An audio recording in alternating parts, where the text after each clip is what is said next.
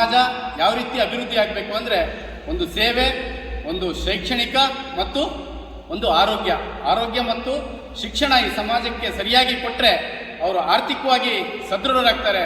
ಸದೃಢರಾದ ನಂತರದಲ್ಲಿ ನನ್ನ ರೀತಿಯೇ ಅವರು ಬೇರೆಯವರಿಗೆ ದಾನ ಮಾಡ್ತಾರೆ ಅಂತಕ್ಕಂಥ ಚಿಂತನೆಯನ್ನು ಅವರು ಅವತ್ತು ಮಾಡಿ ಕಟ್ಟಿದ್ದಕ್ಕೆ ಇವತ್ತು ನಾವು ನೋಡ್ತಾ ಇದ್ದೀವಿ. ಅವ್ರ ಹತ್ರ ಸ್ಕಾಲರ್ಶಿಪ್ ತೆಗೆದುಕೊಂಡಿರ್ತಕ್ಕಂಥ ಮಕ್ಕಳು, ವ್ಯಕ್ತಿಗಳು ಇವತ್ತು ಇನ್ನೊಬ್ಬರಿಗೆ ಸ್ಕಾಲರ್ಶಿಪ್ ನೋಟ್ಬುಕ್ಕನ್ನು ಕೊಡಿಸ್ತಕ್ಕಂಥ ಕೆಲಸ ಮಾಡ್ತಾರೆ. ಅವರಿಂದ ಇನ್ನೊಬ್ಬರಿಗೆ ಅದನ್ನು ಹರಿಸ್ತಕ್ಕಂಥ ಕೆಲಸವನ್ನು ಮಾಡಿದ್ದಾರೆ.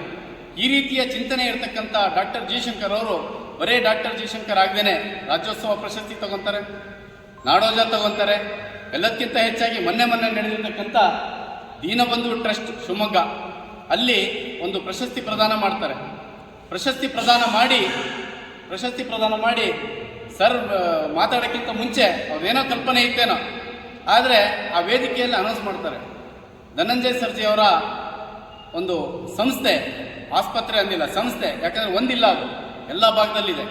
ಆ ಸಂಸ್ಥೆ ಅತಿ ಹೆಚ್ಚಿನ ಸೇವೆಯಲ್ಲಿ ತೊಡ್ಕೊಂಡಿದೆ. ಅವ್ರು ಹಾಕೊಂತಾರೆ ಎಲ್ಲ ಕಡೆ ಜೀವಪರ ಜನಪರ ಅಂತೇಳಿ. ಅಲ್ಲ ಸರ್, ಜೀವಪರ ಜನಪರ ಅಂತೇಳಿ ಅಂದರೆ ಸಮಾಜದ ಕಟ್ಟಕಡೆಯ ವ್ಯಕ್ತಿಗೂ ಯಾವುದೇ ಸೌಲಭ್ಯ ವಂಚಿತರಾಗಬಾರ್ದು ಅಂತ ಹೇಳಿ ಅಲ್ಲಿ ಜೀವಪರ ಜನಪರ ಅಂತ ಹಾಕ್ಕೊಂಡು ಅಷ್ಟಕ್ಕೆ ಬಾಯಿ ಮಾತಿಗೆ ಬಿಡದೇನೆ ಯಾರೇ ಹೋದರೂ ಕೂಡ ಅಲ್ಲಿ ಹೆಚ್ಚಿನ ಸೇವೆಯನ್ನು, ಬಡವರಿಗೆ ಅತಿ ಹೆಚ್ಚು ಸೇವೆಯನ್ನು ಮಾಡ್ತಕ್ಕಂಥದ್ದನ್ನು ಗಮನಿಸಿದ್ದಕ್ಕೆ ಡಾಕ್ಟರ್ ಜಯಶಂಕರ್ ಅವರು ಮಾತಾಡಬೇಕಾದ್ರೆ ವೇದಿಕೆಯಲ್ಲಿ ಹೇಳ್ತಾರೆ, ಧನಂಜಯ ಸರ್ಜಿ ಅವರ ಆಸ್ಪತ್ರೆಗೆ 5 ಡಯಾಲಿಸಿಸ್ ಮಿಷನ್ ಅನ್ನು ಕೊಡ್ತೀನಿ ಅಂತೇಳಿ ಘೋಷಣೆ ಮಾಡ್ತಾರೆ.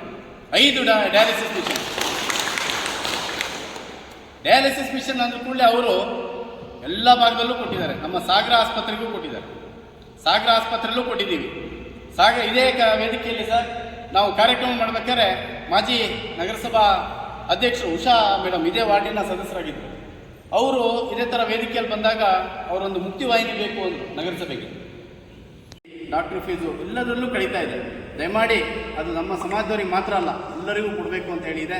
ತಾವೆಲ್ಲರೂ ಇದ್ದೀರಿ. ಅದನ್ನು ಕೊನೆಯಲ್ಲಿ ಯಾಕೆ ಹೇಳ್ತಾ ಇದ್ದೀರಿ ಅಂದರೆ ಅದು ಕೊನೆಯಲ್ಲಿ ಹೇಳಿದ್ದು ಎಲ್ಲರಿಗೂ ನೆನಪಿರುತ್ತೆ. ದಯಮಾಡಿ ಮುಂದಿನ ವರ್ಷ ನಾವು ಪೇಪರ್ನಲ್ಲಿ ಮತ್ತು ಪ್ರೆಸ್ ಮೀಟ್ ಮಾಡ್ತಕ್ಕಂಥದ್ದು, ಪ್ರಚಾರ ಮಾಡ್ತಕ್ಕಂಥದ್ದನ್ನು ಮಾಡ್ತೀವಿ. ಇದಕ್ಕೆ ತಾವೆಲ್ಲರೂ ಆ ಹೆಲ್ತ್ ಕಾರ್ಡನ್ನು ಪಡೆದುಕೊಳ್ಬೇಕು ಅಂತ ಹೇಳಿ ವಿನಂತಿ ಮಾಡೋ ಜೊತೆಗೆ ನಮ್ಮ ಒಂದು ಸಣ್ಣ ಚಿಂತನೆ ಇದೆ. ಎಲ್ಲ ಭಾಗದಲ್ಲಿ ನಾವು ಆರೋಗ್ಯ ಶಿಬಿರವನ್ನು ಮಾಡ್ತೀವಿ, ಉಚಿತ ಆರೋಗ್ಯ ತಪಾಸಣೆ ಶಿಬಿರ. ಅದಕ್ಕೆ ಇವತ್ತು ಸರ್ಜಿಯವರು ನಮಗೆ ತುಂಬ ಹತ್ತಿರ ಆಗಿದ್ದಾರೆ, ನಮ್ಮವರೇ ಆಗಿದ್ದರಿಂದ ಅವರಲ್ಲಿ ಇವತ್ತು ಬೇಡಿಕೆ ಇಡ್ತಾ ಇದ್ದೀನಿ. ಮುಂದಿನ ದಿನಗಳಲ್ಲಿ ಸಾಗರ ತಾಲೂಕಿನಲ್ಲಿರ್ತಕ್ಕಂಥ ನಮ್ಮ ಸಮಾಜ, ಎಲ್ಲ ಸಮಾಜದವರಿಗೂ ಅನುಕೂಲವಾಗುವ ರೀತಿಯಲ್ಲಿ ಒಂದು ಎಲ್ಲ ಡಾಕ್ಟರ್ಸ್ ಇರೋ ರೀತಿಯಲ್ಲಿ ಒಂದು ಆರೋಗ್ಯ ತಪಾಸಣಾ ಶಿಬಿರವನ್ನು ನಮ್ಮ ಸಮಾಜದಿಂದ ತಮ್ಮ ಸಹಯೋಗದೊಂದಿಗೆ ಮಾಡಬೇಕು ಅಂತ ಯೋಚನೆ ಇದೆ. ತಾವು ಅದಕ್ಕೆ ಸಹಕರಿಸಬೇಕು ಅಂತ ಹೇಳಿ ವಿನಂತಿಯನ್ನು ಮಾಡ್ತಾ ನನಗೆ ಶಿವಮೊಗ್ಗ ಗ್ರಾಮಾಂತರ ಪ್ರದೇಶದಲ್ಲಿ ಏಪ್ರಿಲ್ 26ಕ್ಕೆ ಸುಮಾರು 11.5 ಲಕ್ಷ ಅಡಿಕೆ ಮರಗಳು, 11.5 ಲಕ್ಷ, ಆಲ್ಮೋಸ್ಟ್ 2,300 ಎಕರೆ ಅಡಿಕೆ ಮರಗಳು ತೊಂದರೆ ಆಗಿತ್ತು. ಅದ್ರ ನಂತರದಲ್ಲಿ ಮೊನ್ನೆ ಕೂಡ ಇದೇ ರೀತಿ ತೊಂದರೆ ಆಗಿ ಸುಮಾರು 11 ಹಳ್ಳಿಗಳಲ್ಲಿರುವಂಥ ಸುಮಾರು ತೋಟಗಳೆಲ್ಲ ಭಾಳಷ್ಟು ತೊಂದರೆ ಆಗುತ್ತೆ. ಹಾಗಾಗಿ ಅಲ್ಲೆಲ್ಲ ಹಾನಿನ ಎಸ್ಟಿಮೇಷನ್ಗೋಸ್ಕರ ಅಲ್ಲಿ ವಿಸಿಟ್ ಮಾಡಬೇಕಾಯಿತು. ಇದರಿಂದ ತಡವಾಗಿ ಬಂದಿದ್ದೇನೆ, ಕ್ಷಮೆ ಇರಲಿ ಅಂತ ಹೇಳ್ತಾ, ವಿಶೇಷವಾಗಿ ಜಯಶಂಕರ್ ಅವರು, ಏಕೆಂದರೆ ಹುಟ್ಟಿದಾಗ ಹೆಸರಿರುತ್ತೆ, ಹುಟ್ಟಿದಾಗ ಉಸಿರಿರುತ್ತೆ, ಸಾಯಬೇಕಾದ್ರೆ ಹೆಸರಿರುತ್ತೆ. ಆ ಉಸಿರು ಮತ್ತು ಹೆಸರು ಮಧ್ಯದಲ್ಲಿರುವುದೇ ಜೀವನ ಅಂತ. ಈ ಜೀವನದಲ್ಲಿ ಒಳ್ಳೆಯ ಹೆಸರು ಮಾಡಬೇಕು ಅಂದರೆ ನಮಗೆ ಜೀವನದಲ್ಲಿ ಬಂದಂಥ ಒಳ್ಳೆಯ ಅವಕಾಶಗಳನ್ನು ಯಾವ ರೀತಿ ಬಳಸ್ಕೊತೀವೋ ಆ ನಿಟ್ಟಿನಲ್ಲಿ ನಮ್ಮ ಕೊನೆಯ ಗಳಿಗೆಯ ಹೆಸರು ಉಳಿಯುತ್ತೆ. ನಾಡಿ ನಿಲ್ಲುವ ಮುನ್ನ ಹಾಡಿ ಹೊಗಳುವಂತೆ ಆಗಬೇಕಂತೆ, ಉಸಿರು ನಿಲ್ಲುವ ಮುನ್ನ ಒಳ್ಳೆಯ ಹೆಸರು ಮಾಡಬೇಕು. ಬಟ್ ಒಳ್ಳೆ ಹೆಸರು ಮಾಡಬೇಕು, ಒಳ್ಳೆ ಕೆಲಸವನ್ನು ಮಾಡಬೇಕು ಅಂತಂದರೆ ಏನು ಮಾಡಬೇಕು?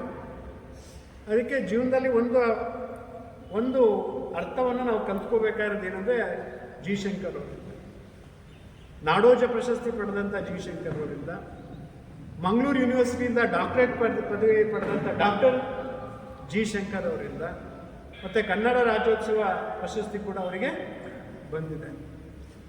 ಏನು ಮಾಡಬೇಕು ಜೀವನದಲ್ಲಿ ಆ ರೀತಿ ಆಗಬೇಕು ಅಂತಂದರೆ ಭಾಳ ಮುಖ್ಯವಾಗಿ ಒಂದು ಸೇಯಿಂಗ್ ಇದೆ. ಏನಂತಂದರೆ ಈ ಜೀವ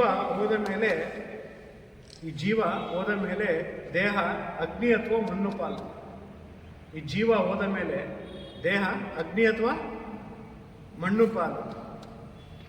ಹೊದಿಸಿದ ಬಟ್ಟೆ ಎಲ್ಲ ಅಗಸನ ಪಾಲು. ಅದರೊಳಗೆ ಒಂದು ಜೋಬು ಇರಲ್ಲ ದುಡ್ಡು ಹಿಡ್ಕೊಂಡು ಹೋಗಿ. ಸಂಪಾದಿಸಿದ ವಸ್ತುಗಳೆಲ್ಲವೂ ಮುಂದೆ ಕೂತು ಹತ್ತವರ ಪಾಲು. ಕರೆಕ್ಟ್ ಅಲ್ವಾ? ಸಂಪಾದಿಸಿದ ವಸ್ತುಗಳೆಲ್ಲವೂ ಮುಂದೆ ಕೂತು ಹತ್ತವರ ಪಾಲು. ಕೂತಿಟ್ಟ ಧರಣಿಯ ಪಾಲು. ನಾವು ದುಡಿದಿದ್ದೆಲ್ಲ ಮಣ್ಣುಪಾಲಾಗಿ ಹೋಗ್ತದೆ. ಮಗನು ಹಾಕಿದ ಪಿಂಡ ಕಾಗೆಯ ಪಾಲು. ಏನು ಅರಿಯದ ಈ ಜೀವ ಯಮನ ಪಾಲು. ನೀನು ಮಾಡಿದ ದಾನ ಧರ್ಮ ಸೇವೆ ಮಾತ್ರ ನಿನ್ನ ಪಾಲು.